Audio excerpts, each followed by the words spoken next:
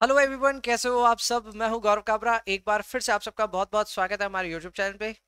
आज एक इंपॉर्टेंट मुद्दे पे बात हो रही है और वो मुद्दा है सीएमए फाइनल का एसएफएम का एग्जाम। जून 26 का पेपर हो गया। कई स्टूडेंट्स ने बोला सर पेपर ठीक ठाक हो गया, मैनेज हो गया। कुछ ने अच्छा बोला और कुछ ऐसे भी थे जिन्होंने कहा कि सर अच्छा पढ़ करके गए, घर पे आ रहे हैं, पेपर देख रहे हैं और पेपर देख करके ऐसा लग रहा है कि एग्जाम में ये बनना चाहिए था लेकिन एग्जाम में बना नहीं। हम फंस गए, हम कहीं अटक गए और कोई कारण से पेपर अच्छा नहीं हुआ। सर क्या ये नॉर्मल सी बात है? हाँ, ये नॉर्मल सी बात है। इसीलिए थंबनेल बनाया कि ready to fail the exam again. मतलब मुझे पता है नेगेटिव थंबनेल बनाया, बट ये सच्चाई भी है। एसएफएम का जो एग्जाम है उसमें स्टूडेंट्स लगातार टर्म बाय टर्म इस पे फेल होने के चांसेस हमेशा ज्यादा रहेंगे। और अगर मान लो कल को एसएफएम में अच्छे नंबर आ भी जाते हैं, मतलब ठीक ठाक नंबर भी आ जाते हैं, तो ग्रुप में कहीं कोई तकलीफ आती है तो ग्रुप 3 देते जा रहे देते जा रहे देते जा रहे। ये एक काफी रेगुलर सी बात है। अपने अपने सीनियर से कंफर्म कीजिए कि हाँ सर ग्रुप 3 इन जनरल थोड़ा टफ है और ग्रुप 3 के मुकाबले फिर एसएफएम और ज्यादा टफ हो जाता है। So clearly there is a situation जहां पे स्टूडेंट्स एसएफएम के एक लूप में फंस गए, फेल हो रहे हैं और अब हमको ये समझना है कि सर फेल होने से बचे कैसे। सो ऑब्वियसली थंबनेल मैंने ऐसा बनाया जिसको देख करके ऐसा लगेगा कि सर क्या नकारात्मक बात कर रहे हो, इतनी पेसिमिस्टिक बात कर रहे हो। बट सच्ची बात बताऊं, देन इससे ज्यादा पॉजिटिव वीडियो आपको मिलेगा ही नहीं। इस पूरे वीडियो में हम पूरे डिस्कशन करेंगे कि इस पेपर में जो कुछ भी हुआ जून 25 में वो दिसंबर 25 में आपके साथ ना हो। और जो भी स्टूडेंट्स जेन्युइनली प्रिपेयर कर रहे हैं फॉर एसएफएम, वो लोग इस पेपर में ये जरूर इंश्योर कर लें कि हम पास जरूर हो जाएं। मैं यहाँ बड़े बड़े वादे नहीं करूंगा कि आपके तो 90 आ जाएंगे, 80 आ जाएंगे, 75 आ जाएगा, ये आ जाएगा। I am not talking about crazy figures. I am talking about genuine good great marks कैसे आएंगे, उसके लिए क्या एफर्ट देना होगा, कब क्या करना होगा, एवरीथिंग इज डिस्कस्ड। शुरू करते हैं। सबसे पहले आप देख सकते हैं obviously I have started with the question how to pass the exam. Exam pass करने के लिए मेरे हिसाब से दो तीन चीजें हैं जिसका अगर आप ख्याल रख लेंगे तो आपका काम जरूर होगा। सबसे पहली चीज इसमें आती है ब्रेक डाउन करना ऑफ द एंटायर सिलेबस। अगर आप अपने सिलेबस का और अपने पेपर पैटर्न का, इन दोनों चीजों का ब्रेकडाउन अच्छे से नहीं करेंगे, you will never get hold over the entire paper of SFM. अब देखो इसमें कई लोग आएंगे जो बोलेंगे एबीसी एनालिसिस नहीं करना चाहिए, फलाना ढिमकाना। लेकिन सही मायने में अगर सीएमए इंस्टीट्यूट अपने पेपर पैटर्न को लेकर के रिजिड है तो ये आपके लिए एक एडवांटेज है एंड इस एडवांटेज को हर किसी को यूज करना चाहिए। पेपर पैटर्न नक्की है, कौन से क्वेश्चन में कौन सा चैप्टर आएगा ये तक पता है। जब पता है तो हम लोग क्यों नहीं उस पर ड्रिल डाउन करें, पेपर की एक अवेयरनेस क्रिएट करें और थोड़ा और बेटर प्रिपेयर हो।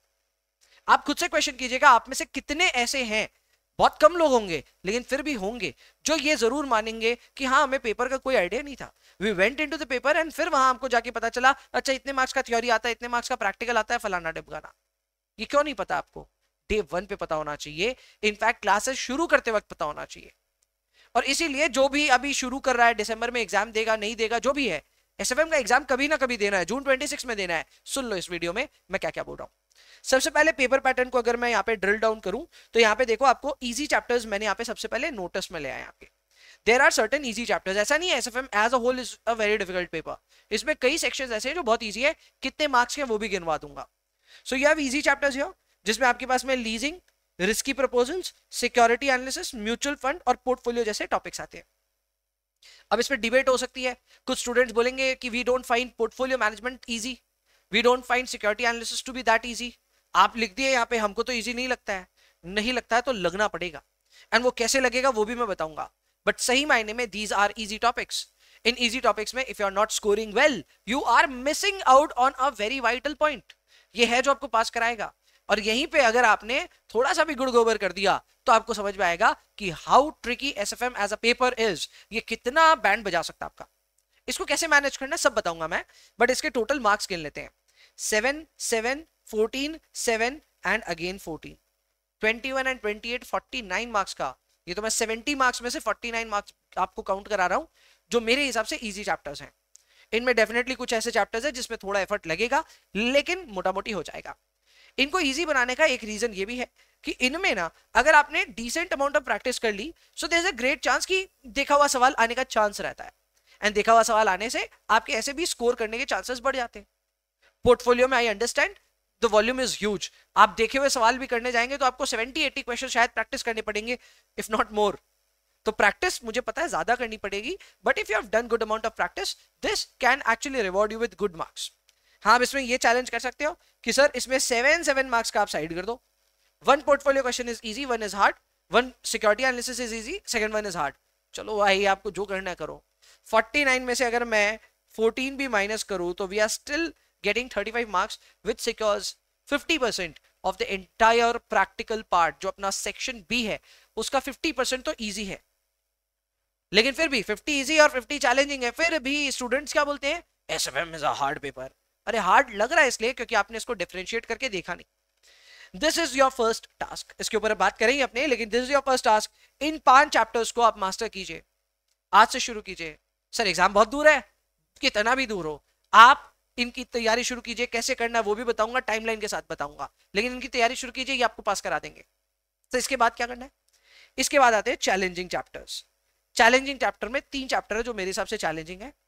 हालांकि कैपिटल बजटिंग में ऐसा कुछ भी बहुत नया नहीं है, जो इंटरमीडिएट लेवल है वही लेवल लगभग यहां रहता है, बट मैंने देखा है इंटरमीडिएट के स्टूडेंट्स भी आमतौर पे थोड़े अचंबा करते हैं कैपिटल बजटिंग में।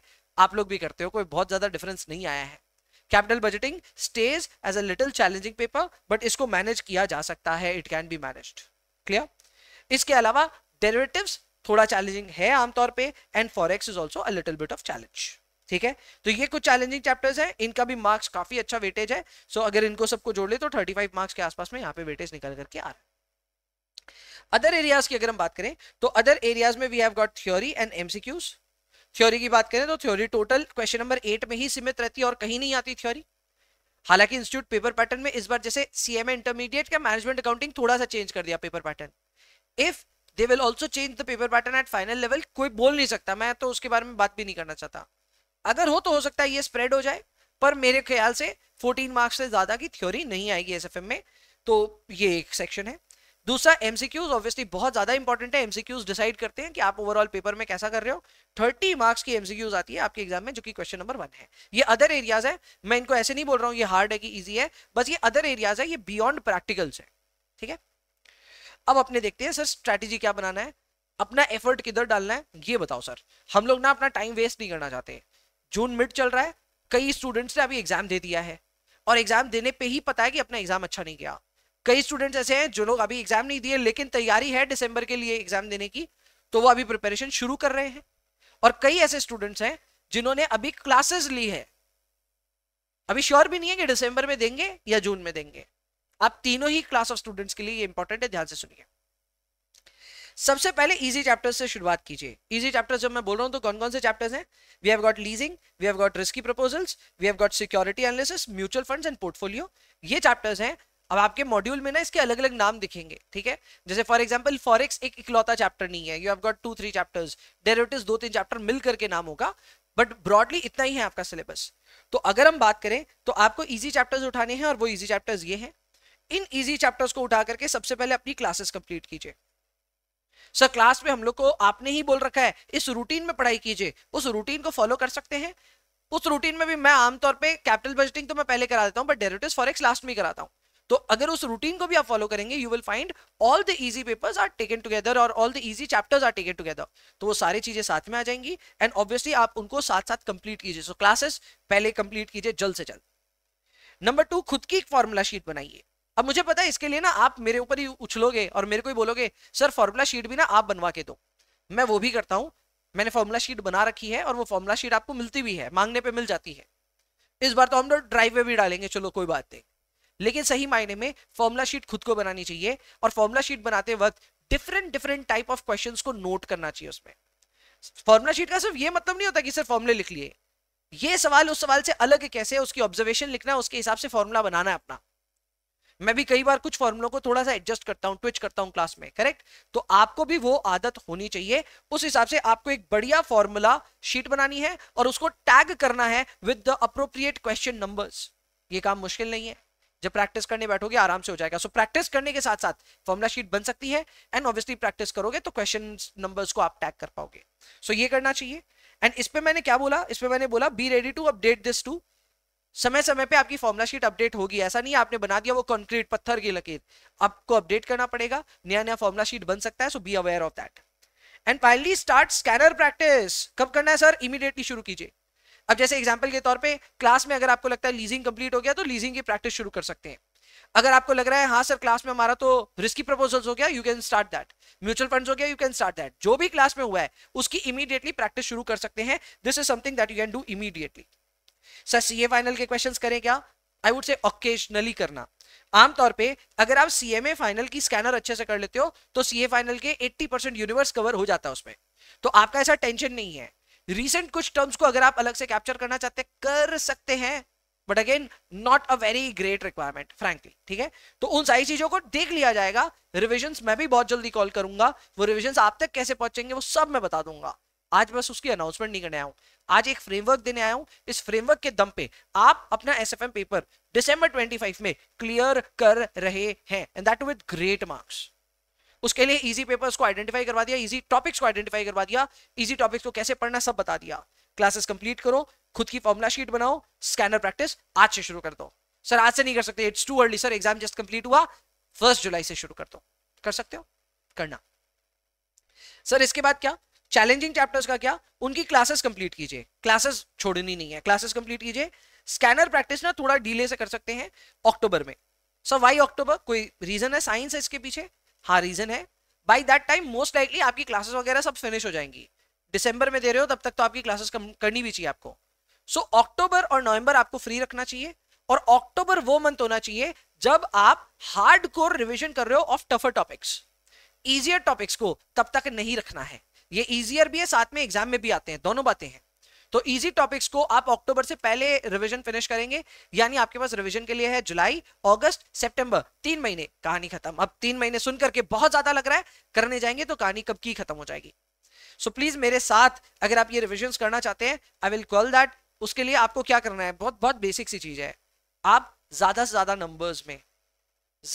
नंबर्स में जुड़े हमारे एसएफएम के कम्युनिटी के साथ में, लिंक डिस्क्रिप्शन में होगी, जुड़े। जितने ज्यादा लोग जुड़ेंगे मैं उतनी जल्दी रिविजन्स प्लान करूंगा आपके लिए। एंड इस बार revisions are not coming in October, revisions are coming in July, revisions are coming in July. सब कुछ होगा आपके लिए, आप बस रुकते रहिए, देखते रहिए, ठीक है। सो स्कैनर प्रैक्टिस जरूर से करें, ये अक्टूबर 2025 में करें आप इस चैप्टर्स के लिए, हार्डर चैप्टर्स के लिए। उससे पहले आपको सारा फिनिश करना है इजी चैप्टर्स। सर थ्योरी के लिए क्या करना है? थ्योरी मेरे हिसाब से लो रिटर्न ऑन इन्वेस्टमेंट है, very poor return on investment. हमने इतनी मोटी किताब निकाल के रखी है, सच बताऊं तो वर्थलेस है। सर क्यों वर्थलेस है? उतनी बड़ी किताब को याद नहीं किया जा सकता, और याद करने के बाद में उससे सिर्फ 14 मार्क्स आए तो वर्थ ही नहीं है। मेरे हिसाब से इसकी रिटर्न ऑन इन्वेस्टमेंट बहुत पुअर है, लेकिन पढ़ के जाना फिर भी पड़ेगा क्योंकि एमसीक्यूज में बहुत पूछते हैं।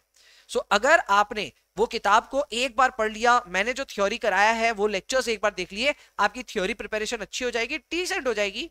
उससे क्या थ्योरी क्वेश्चन आप रट लोगे, एकदम भी नहीं होगा ऐसा, बट एमसीक्यूज में बहुत मदद हो जाएगी, और थ्योरी थोड़ा बहुत लिखने लायक हो जाएगा। मास्टरी करने में बहुत टाइम लगेगा, इसलिए मैंने कहा return on investment is very poor. तो यहाँ पे मैंने बोला है गो थ्रू कर लो, मगअप मत करना। तो उसमें मैंने थ्योरी के लेक्चर्स जो लिए हुए हैं उन लेक्चर्स को बस देख करके जा सकते हो, लेकिन उसको याद करने की जरूरत नहीं है। एमसीक्यूज के लिए डेडिकेटेड प्रैक्टिस चाहिए। कब करना चाहिए? नवंबर में करना चाहिए। आपके एग्जाम से 1 महीने पहले एमसीक्यूज पे पूरा जान डाल दीजिए। आप अक्टूबर में भी कर सकते हैं, ऐसा कोई हार्डकोर नहीं है कि नवंबर ही करना है, लेकिन अक्टूबर नवंबर में इतनी ज्यादा प्रैक्टिस करके जाइए कि आपके एमसीक्यूज में कुछ छूटे ना। कि हो सकता है, एकदम हो सकता है, सब मिल करके करेंगे, अच्छे से करेंगे, कोई कॉम्प्रोमाइज नहीं कर सकते, ये कॉम्प्रोमाइज करने का जोन ही नहीं है। एंड अंत में सर और क्या करें?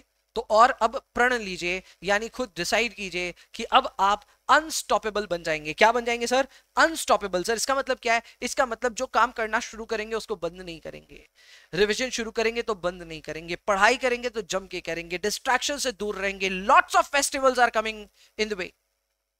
प्लीज, एग्जाम सर पे है, दिसंबर का एग्जाम सर पे है, मैं यही बोल रहा हूं, प्लीज आप अनस्टॉपेबल बनिए, and at the same time please manifest करिए। मैनिफेस्ट क्या करना है सर? मैनिफेस्ट कीजिए 60+ स्कोर इन एसएफएम इन दिसंबर 25। क्या हम लाएंगे? एकदम लाएंगे। क्या मेहनत करेंगे? एकदम करेंगे। ना मैं अब स्टॉपेबल हूं, ना आप स्टॉपेबल हैं, और मैनिफेस्ट करना बहुत जरूरी है। मैं देखना चाहता हूं 100 से ज्यादा ऐसे स्टूडेंट्स जो 60+ लेकर के आए, 100 से ज्यादा स्टूडेंट्स जो कि 60+ लेकर के आए इन एसएफएम इन दिसंबर 25। क्या आप इस जर्नी में मेरा साथ देंगे? क्या आप खुद के लिए इस जर्नी में खुद का साथ देंगे? सोचिए इस बारे में। आज का ये एक वेकअप कॉल था, ऐसा ही समझिए। बहुत जल्द कुछ अनाउंसमेंट्स आएंगी, उससे पहले टेलीग्राम चैनल से जुड़िए ताकि आपका और मेरा एक कनेक्शन एस्टैब्लिश हो जाए, और उसके बाद अपने बहुत जल्द कुछ प्लान करते हैं आपके लिए रिविजन्स का। जैसा मैंने ऑब्वियसली समझाया है वैसे ही प्रोग्रेस करना चाहेंगे, easy chapters first, hard chapters later. I hope ये सारा का सारा आपके काम आएगा video, and at the same time इस वीडियो में जो कुछ मैंने समझाया, एक नेगेटिव थंबनेल से एक पॉजिटिव स्पिरिट तक लेकर के गया, आई होप इस बात को आप ज्यादा से ज्यादा लोगों तक शेयर करने में मानेंगे, ज्यादा से ज्यादा लोगों तक ये बात पहुंचाइए। मिलता हूं आपसे नेक्स्ट वीडियो में, बाय बाय।